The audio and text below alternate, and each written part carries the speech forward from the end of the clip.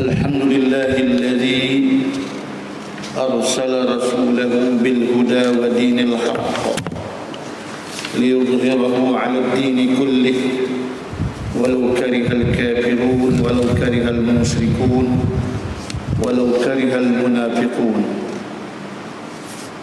أشهد أن لا إله إلا الله وأشهد أن سيدنا ونبينا محمد صلى الله عليه وسلم وأصحابه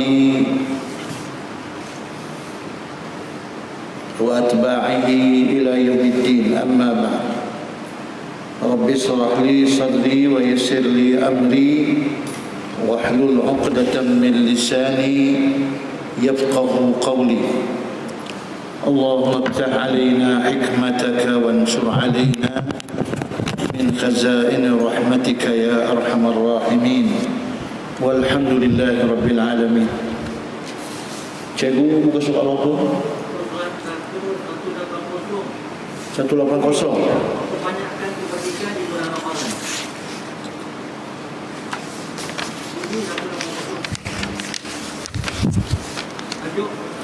Memperbanyakkan kebajikan di bulan Ramadan.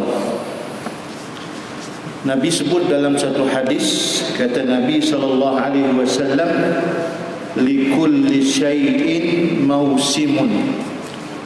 Likulli syai', tiap-tiap sesuatu punya musim. Ada musim. Apa juga pun dah menjadi lumrah.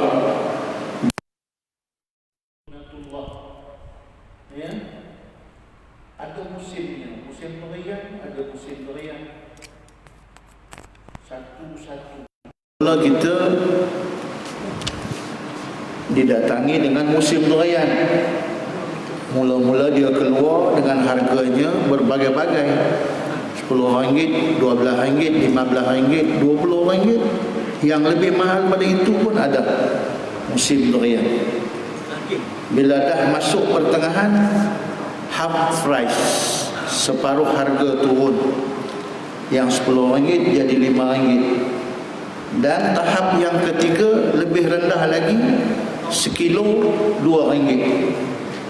Yang buat tupayak pun RM2, yang untuk makan pun RM2 juga. Tapi buah memang elok. Sebab kenapa begitu? Kerana musim dia, musim durian. Habis musim durian, timbul pula musim yang lain pula, cempedak. Pula musim cempedak, tuan-tuan.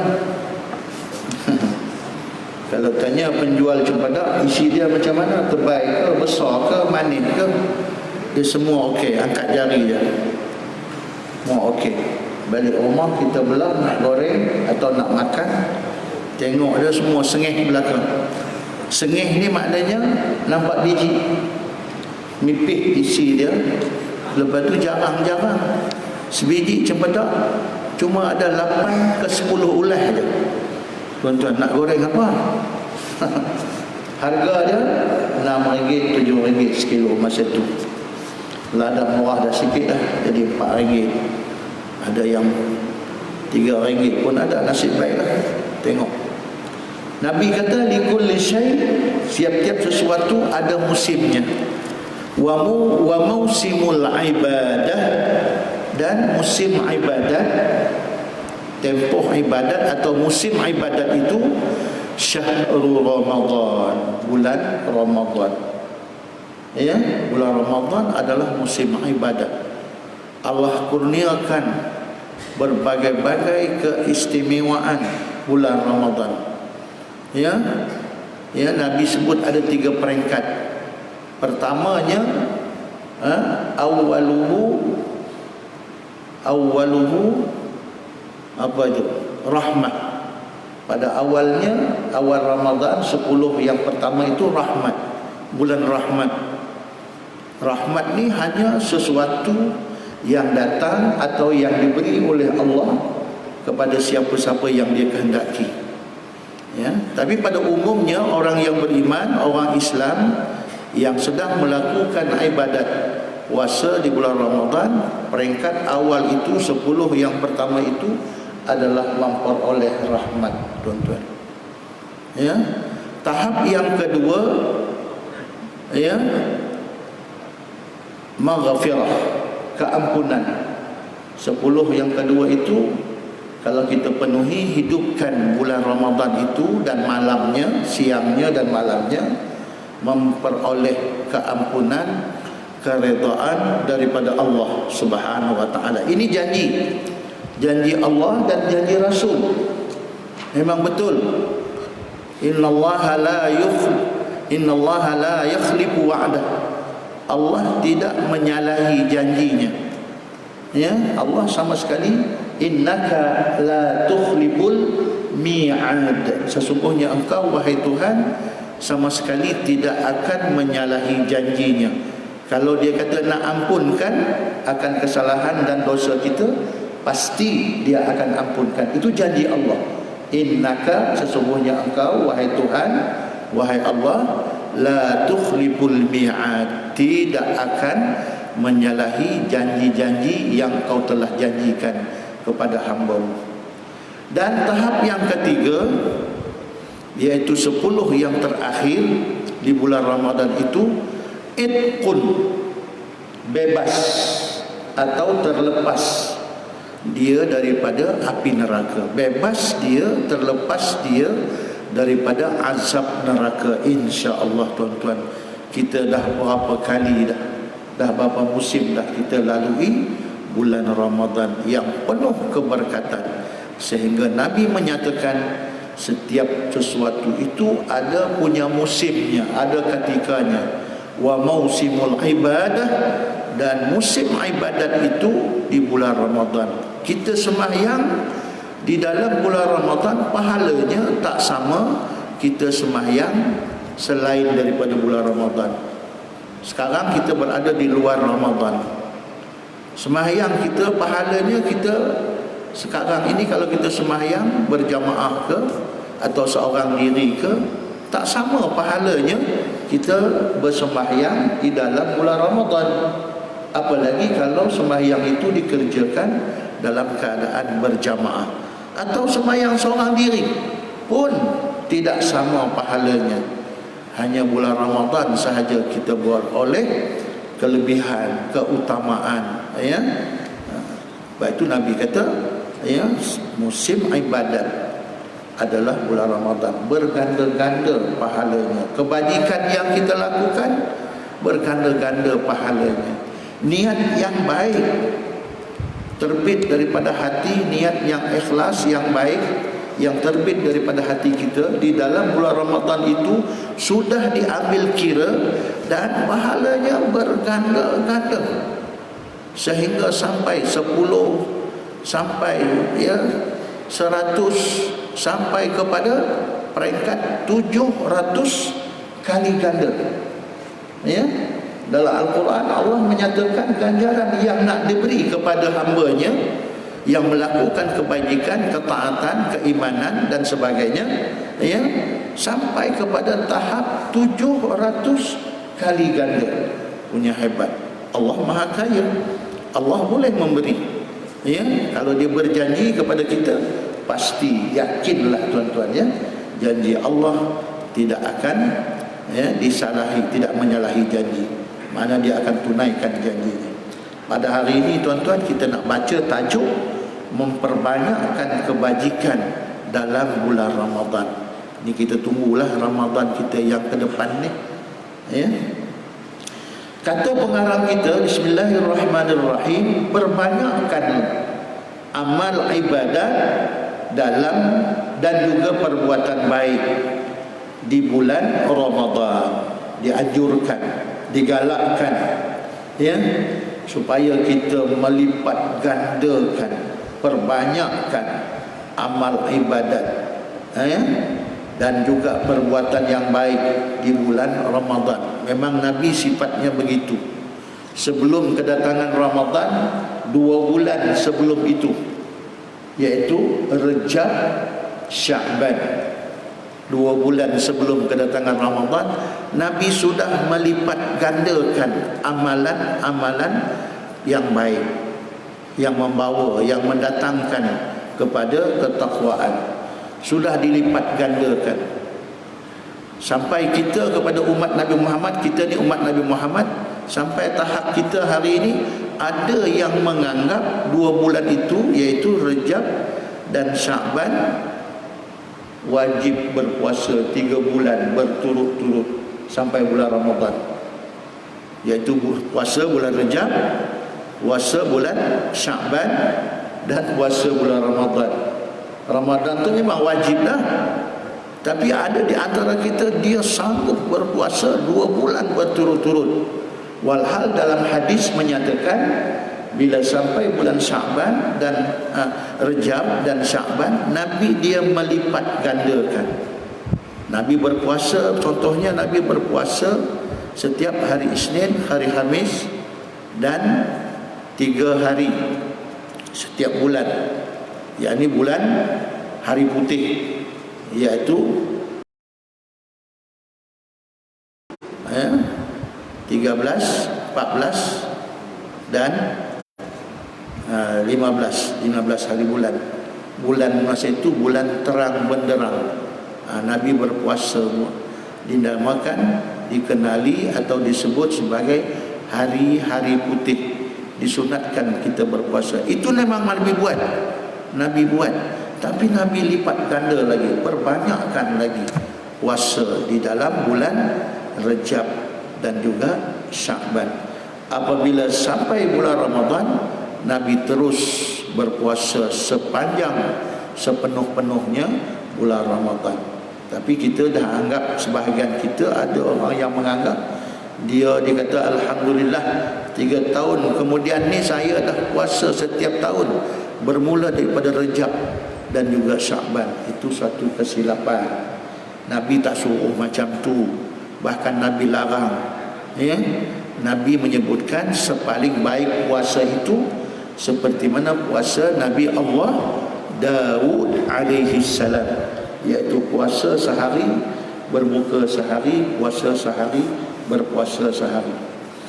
Baik tuan-tuan yang dirahmati Allah, perbanyakkan amal ibadah dan perbuatan baik di bulan Ramadan, ya, sekadar yang mampu, ya, sekadar yang mampu. Perbuatan baik, ya, perbuatan baik banyaklah, ya. Yang wajib itu memang baik. Di samping yang wajib itu ada lagi amal-amal yang digalakkan, disuruh kita melakukan sekadar mana yang mampu, ya, tidak dipaksa. Nabi tak paksa, Allah pun tidak memaksa tuan-tuan, ya. Selalu kita baca ayat, kita wirid dengan ayat berkenaan. La yukallifullahu nafsan illa wus'aha, ya. Allah tidak memberati atas seseorang itu melainkan apa yang dia mampu, melainkan apa yang dia terdaya. Itu toleransi Allah Subhanahu wa taala kepada kita hamba ni, ya. Kita disuruh, tapi sekadar mana yang kita mampu, mengikut kemampuan masing-masing. Kerana kelebihan bulan itu, kerana nak mengambil atau merebut kelebihan bulan Ramadan, dan kerana semua ganjaran Tuhan pada bulan itu adalah berganda-ganda, berlipat kali ganda, di samping pahalanya yang banyak dan kemudahan, ya, terdorongnya seseorang untuk melakukan segala yang baik, ya. Kita digalakkan untuk melakukan sebarang kebajikan, dan sebanyak-banyaknya kita buat kebajikan kerana kita nak mengambil kelebihan bulan Ramadan itu sendiri, ya, di mana ganjarannya, pahalanya diberikan kepada orang yang melakukan kebajikan itu berlipat kali ganda, ya. Bukan sekadar 10 atau 100 kali ganda, tetapi sampai kepada peringkat 700 kali ganda. Masya Allah, pemurah, pengasih Allah Subhanahu wa ta'ala kepada hamba-Nya. Pahala yang banyak. Kemudian kemudahan, terdorongnya seseorang, dengan itu menyebabkan kita ada semangat, ada semangat untuk melakukan sebarang kebajikan. Tentang ganjaran yang berganda-ganda, terdapat satu riwayat yang menyatakan bahawa satu sembahyang sunat pada bulan Ramadan dikira pahalanya seperti pahala sembahyang fardu, sembahyang wajib. Itu kalau kita buat satu yang sunat, pahalanya seperti sembahyang fardu. Oh, besarnya. Katalah sembahyang sunat tu dapat 10 pahala. Sembahyang sunat tu 10 pahala. Tapi kalau sembahyang sunat itu dilakukan pada bulan Ramadan, dia berganda 10 kali 10, 100 kali ganda. Begitulah umpama begitu ya. Kerana dia kata lebih besar pahalanya. Sembahyang sunat tu seperti sembahyang fardu, bahkan lebih besar. Sedangkan pahala sembahyang fardu pula digandakan pahalanya sama seperti pahala 70 kali. Sama seperti pahala 70 sembahyang pada selain bulan. 70 kali. Tuan-tuan, macam kita sembahyang 70 kali pada waktu yang lain. Padahal sembahyang di bulan puasa itu sekali sahaja. Macam sembahyang maghrib tadi, sekali saja kita sembahyang, tapi ganjarannya, pahalanya seperti 70 kali sembahyang waktu maghrib pada bulan yang lain. Masya Allah. Alangkah bodohnya orang yang mensia-siakan peluang memperoleh keuntungan ini. Ini suatu keuntungan. Dalam Al-Quran Allah sebut suatu bisnes yang mendatangkan keuntungan, suatu bisnes atau perniagaan. Allah sebut dalam Al-Quran, ya ayyuhalladzina amanu hal adullukum ala tijaratin tunjikum min adabin alim tu'minuna billahi wa rasulihi wa tujahiduna fi sabilillah bi amwalikum wa anfusikum zalikum khairul lakum in kuntum ta'lamun. Allah sebut dalam Al-Quran, kata Allah, maksudnya, wahai orang yang beriman, maukah kamu aku tunjukkan, aku beritahu kepada kamu suatu jalan, suatu perniagaan, suatu bisnes yang boleh menyelamatkan kamu daripada azab yang sangat pedih. Allahu Akbar. Kita tentu sekali mahu kalau begitu pertanyaan Allah, soalan Allah kepada kita, pasti kita mahu. Cuma belum buat lagi. Dalam hati pasti mahu. Allah kata, maukah kamu aku tunjukkan, aku beritahu suatu perniagaan yang sangat menguntungkan, di mana perniagaan ini boleh menyelamatkan kamu daripada azab Allah yang sangat pedih. Apa dia? Tu'minuna billahi wa rasulih. Kamu beriman dengan Allah dan beriman dengan Rasulnya. Dalam arti kata menerima, mempercayai serta menerima Allah Subhanahu wa taala sebagai Tuhan, sebagai orang, sebagai Tuhan yang berhak disembah. Tak ada Tuhan yang lain yang berhak disembah melainkan Allah Subhanahu wa taala. Dan juga beriman dengan Rasul, maknanya kita mempercayai Rasul-Rasul Allah dan kita menuruti serta mengambil ajaran-ajaran yang ditunjuk ajar kepada kita, dengan tidak mengkufuri tetapi menuruti, mengikut mengambil dengan tidak membantah ya, apa yang telah diajarkan oleh Rasulullah sallallahu alaihi wasallam mengenai dengan agama Allah. Kita terima, kita ikut, kita amalkan. Insya-Allah kita akan selamat daripada azab Allah yang sangat pedih. Kemudian berjihad fisabilillah al-ayat sampai habislah tuan-tuan ya. Ini suatu perniagaan. Kita beramal, melakukan sebarang kebajikan, ketaatan, ibadat semata-mata kerana Allah adalah suatu dianggap sebagai suatu bisnes ataupun suatu perniagaan. Masya Allah. Kita semua tuan-tuan, saya yakin, saya percaya kita semua sedang menuju, semua kita ni, tak ada siapa yang terkecuali daripada majlis ini, yang hadir dalam majlis ini sedang menuju dan mengamalkan serta mengharap ya, berada menuju mengamalkan ataupun mencari satu perniagaan yang boleh menyelamatkan kita semua daripada azab Allah Subhanahu wa taala. Ya Rabb. Ya begitu ya, insya-Allah. Baik.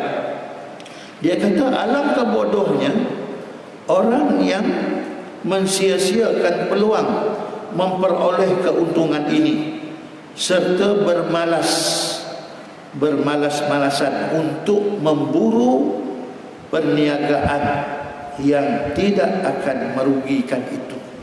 Yakin tuan-tuan, hari ini kita sudah dapat tahu, Allah dah beritahu dah, perniagaan yang boleh menguntungkan kita ialah perniagaan di mana kita beriman dengan Allah dan beriman dengan Rasul.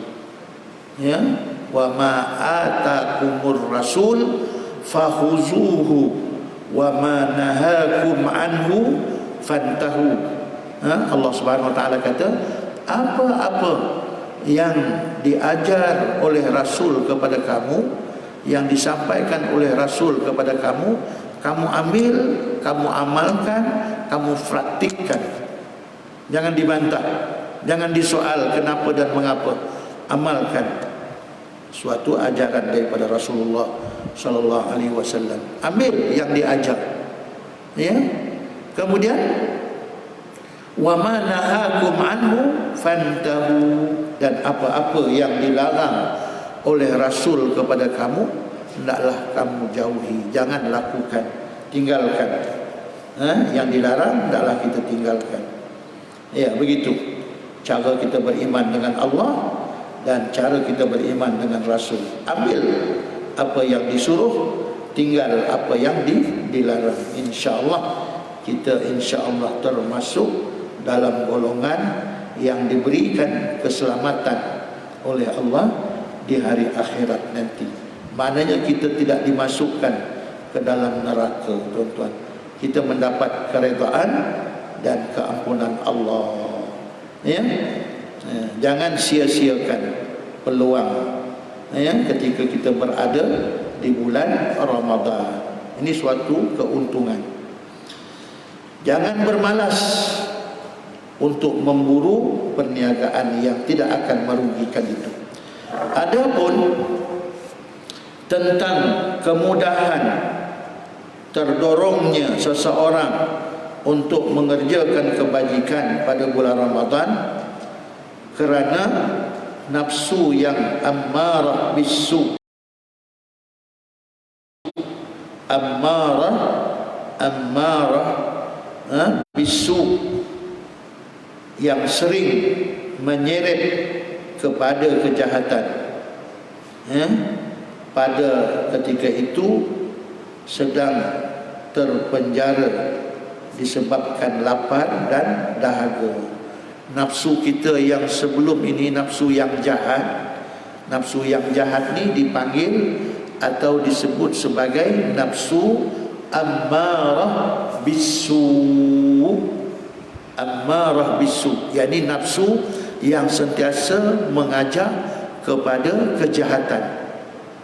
Ya, dalam ilmu tasawuf, nafsu kita yang sentiasa mengajak kepada kejahatan, nafsu itu dipanggil nafsu ammarah bisu, nafsu yang sentiasa mempelawa atau mengajak kepada kejahatan.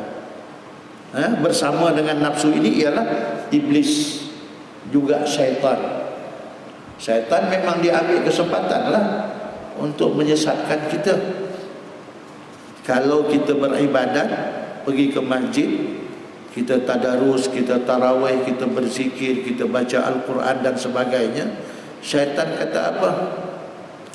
Syaitan dia menyatakan kepada kita, dia bisik kepada kita, ya, dia kata ini suatu apa tu, suatu yang merugikan kita, buang masa je ke masjid. Syaitan kata, kau mau datang ke masjid buat apa? Ada kuliah. Siapa ngajar? Ustaz Ismail. Ini buang masa. Ustaz Ismail ngajar, bukan ada kelas apa-apa dia. Tak mana sangat Ustaz Ismail. Kau mau tak usah duduklah, rugi, buang masa je, kata iblis dan syaitan. Hal ini disebut oleh Allah dalam Al-Quran. Asy-syaitan ya'idukumul faqra wa ya'murukum bil fahsya wallahu ya'idukumul maghfirah. Syaitan menjanjikan kefakiran, kerugian. Kalau kamu datang kuliah, buang masa. Datang berjamaah, buang masa je. Apa kamu dapat? Elok kita berniaga, terus berniaga, buka gelanggang untuk berniaga. Tak payahlah sembahyang, tak payahlah kuliah apa-apa. Dengar kuliah nak buat apa? Buang masa, merugikan, tak mendatangkan sebarang keuntungan. Itu syaitan. Sebab itulah nafsu ammarah bisu ini, dia mengajak kita kepada kejahatan. Kerana bersama dengan nafsu ammarah bisu ini, bersamanya lah syaitan. Asy-syaitan ya'idukumul faqra. Syaitan sentiasa menjanjikan kemiskinan, kerugian, tak dapat apa-apa, kata syaitan. Tetapi Allah juga, ya, menjanjikan kita maghfirah. Wallahu ya'idukumul maghfirah. Allah, sedangkan Allah menjanjikan keampunan. Tuan-tuan, mudah-mudahan kita semua muslimin, muslimat, bapa-bapa, ibu-ibu, kakak sekalian, semua pada malam ini mudah-mudahan terbuka pintu langit, ya, didengar, dimustajabkan doa kita, kita mendapat pahala yang berganda-ganda, dan di akhirat nanti kita memperoleh keredaan dan keampunan Allah Subhanahu wa taala. Kita semua ada dosa, tapi bagi Allah, kalau kita ada dosa sebanyak mana pun, kalau Tuhan nak mengampunkan dengan sebab amal saleh kita, takwa kita, tuan-tuan, kepada Allah, Allah boleh ampunkan. Tak ada masalah bagi Tuhan, ya, tak ada masalah, ya. Kalau Tuhan ampunkan pun, Tuhan tak rugi. Kalau Tuhan ampunkan pun, Tuhan tak untung. Sebab Tuhan tak mengambil keuntungan dan tak menerima kerugian. Ya, Maha suci Allah daripada mengambil sebarang keuntungan. Maha suci Allah daripada menerima segala kerugian. Tak ada.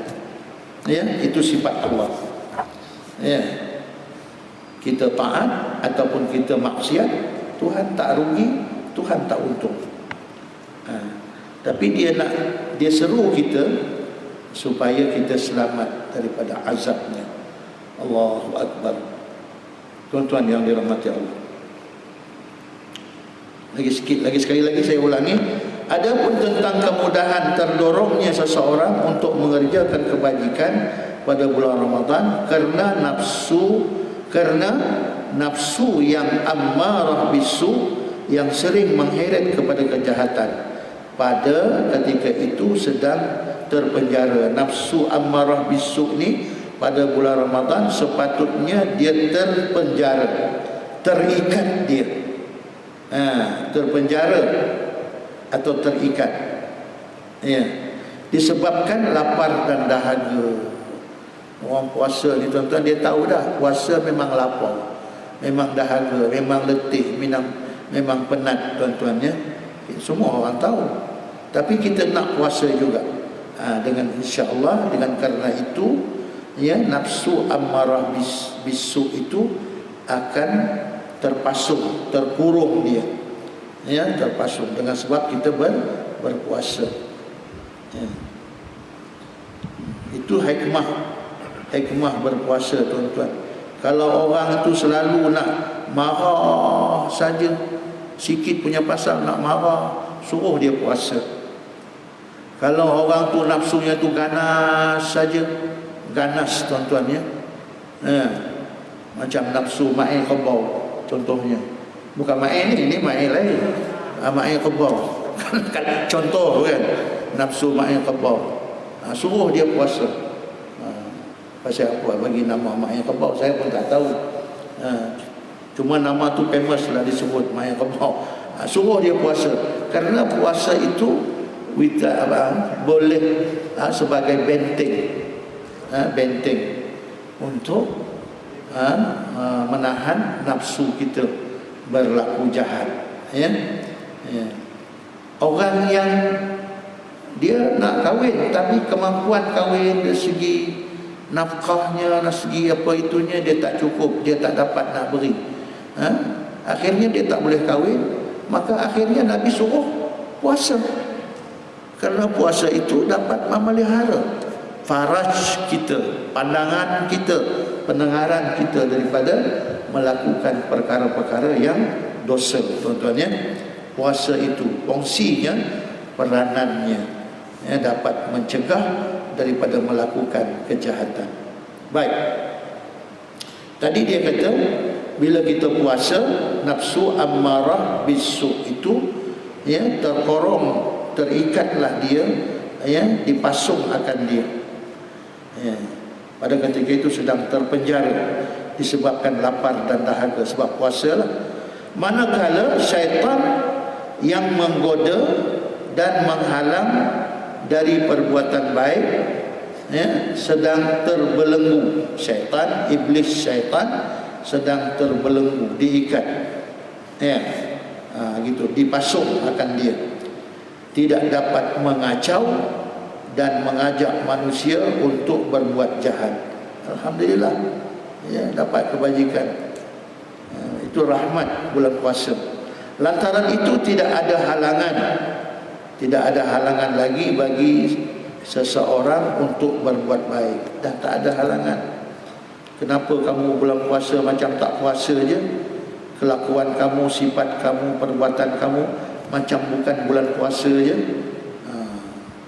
Itu dia dah sebati kot.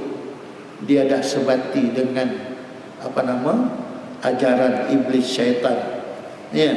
Dia dah janji sehidup semati sukar baginya nak mengubah sikap dia, perangai dia, akhlak dia. Bulan puasa pun mulut dia laser, bukan main ya. Begitu. Patutnya bulan puasa ni kurangkan percakapan, banyakkan zikir, membaca Al-Quran, tasbih, takbir, tahmid dan sebagainya. Sepatutnya begitu ya. Tapi macam biasa je, pom bulan puasa. Allahu Akbar. Lantaran itu tidak ada halangan bagi ya seseorang untuk berbuat baik dan tidak ada alasan untuk tidak beramal, kecuali jika diri orang itu telah dibelit oleh kelakuan yang jahat serta dikuasai oleh sikap yang mengecewakan. Sikap yang mengecewakan. Mudah-mudahan kita dilindungi oleh Allah Subhanahu wa taala dari sifat-sifat ini, yakni sifat-sifat yang mengecewakan. Sampai bulan Ramadan ya, berada di bulan puasa, sepanjang bulan puasa itu sikap dia macam bukan bulan Ramadan, sikap dia. Ya, tak ada sifat lemah lembut, tak ada malu, tak ada nak membantu orang, tapi sama je. Mulutnya sama, matanya pun sama, ya, perangai dia pun sama, ya. Perbuatan, segala perbuatannya, zahir dan batinnya sama aja, macam bukan bulan Ramadan. Sepatutnya adalah perubahan, tapi tak ada sebarang perubahan. Ya, ini adalah satu sikap, ya, sifat ataupun sikap yang mengecewakan. Mudah-mudahan kita dilindungi oleh Allah Subhanahu wa taala daripada sifat-sifat ini. Maka orang yang seumpama itu, padanya bulan Ramadan atau bulan lain sama belaka, dia tak anggap ada apa-apa perbezaan. Kita tuan-tuan macam orang-orang salafus salih, orang-orang yang terdahulu, para sahabat, ya, tabi'in wa tabi'ihim, ya, tabi'in, orang-orang yang saleh, sehingga pada orang-orang yang saleh pada masa kini, mereka sebenarnya bila nak tiba bulan Ramadan tu tertunggu-tunggu, ya. Katalah bulan Ramadan tu lambat lagi, 2 bulan lagi nak sampai bulan Ramadan, dia dah rasa sampai dah. Dia rasa cuacanya pun macam cuaca di bulan Ramadan, angin yang bertiup pun macam seolah-olah berada di bulan Ramadan. Ketika nak tidur, ketika apa, buat kerja apa pun seolah-olah macam sedang berada di bulan Ramadan. Walhal bulan Ramadan 2 bulan lagi baru nak sampai. Ini orang-orang yang saleh. Tertunggu-tunggu tuan-tuan, ya. Tertunggu-tunggu. Begitu. Tapi kalau orang yang mengecewakan ni, dia tak ada rasa apa-apa perubahan. Kadang-kadang bulan Ramadan lebih dahsyat lagi. Huru-haranya, sikapnya, akhlaknya, perbuatannya huru-hara lah. Bila sampai Ramadan lagi huru-hara. Allahu Akbar. Sekarang ni tuan-tuan, ya, kita bukan nak sebut hal orang tuan-tuan, ya, cuma kita buat perbandingan saja. Orang yang tak rasa apa-apa lah, ya, kehadiran Ramadan tu, makan minum di bulan Ramadan tu baginya biasa je. Minum di kedai ke, atau dia bawa bekalan ke apa, baginya biasa, tak ada apa. Dia tak malu, dia tak takut, dia tak risau, ya. Sekarang ni kerja sikit tak lalu nak berpuasa, buka puasa. Makan tu bukan kata nak nyorok, nak sembunyi-sembunyi, tak. Khalayak ramai dalam kereta, atas lori, tempat dia bekerja, macam minta maaf lah, bukan nak kata tuan-tuan, ya, supaya dijadikan sebagai sempadan. Macam mereka yang di market, yang berniaga jual ikan depan mata kita, makan minum sambil berniaga bulan Ramadan tu biasa je mereka. Itu kata siapa nama, Tuan Ibrahim bin Tuan Man ke apa, kata Datuk Tuan Ibrahim Tuan Man. Dia kata patutnya kita jangan beli gerai mereka, gerai Ramadan. Orang yang tak puasa tu jangan dibeli.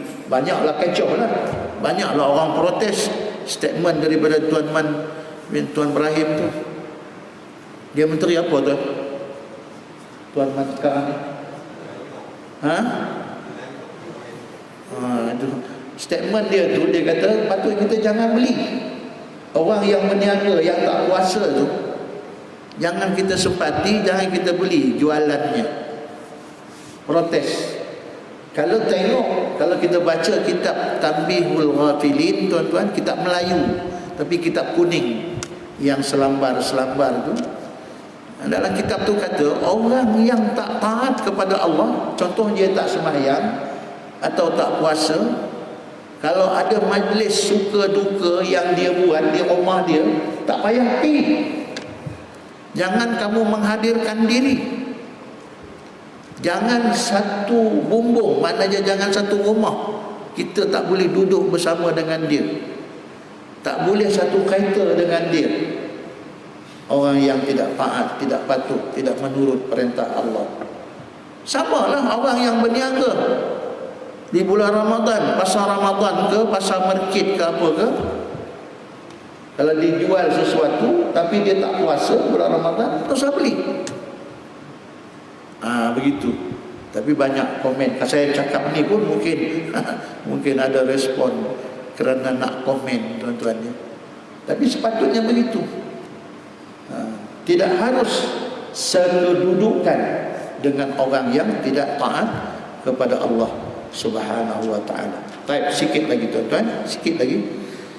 Maka orang yang pama itu pada bulan Ramadan sama sahaja, sama berlaku. Sebab dia sedang lena dan lupa kepada Allah. Malah ada kalanya dia lebih lalai dan lupa akan Tuhannya pada bulan Ramadan. Itulah lebih teruk lagi. Huru-hara saya kata tadi, lagi huru-hara. Khususnya daripada bulan-bulan yang lain. Sebagaimana seorang mukmin itu harus memperbanyak amal ibadah pada bulan Ramadan dan berlumba-lumba untuk mengerjakan kebajikan tadi. Demikian pula hendaknya ia mengamati diri dari melakukan dosa dan maksiat. Kita kena awas, kena jaga sungguh-sungguh ya, diri kita, nafsu kita kena awasi sungguh-sungguh pada bulan Ramadan. Jangan sampai melakukan perkara dosa dan maksiat. Seharusnya dia meletakkan dirinya sejauh yang boleh daripada perkara-perkara yang dilarang. Kita jauhkan, tinggalkan hak jahat tadi, hak dosa tadi, kita buang sejauh-jauhnya dilarang oleh agama. Sebab maksiat dalam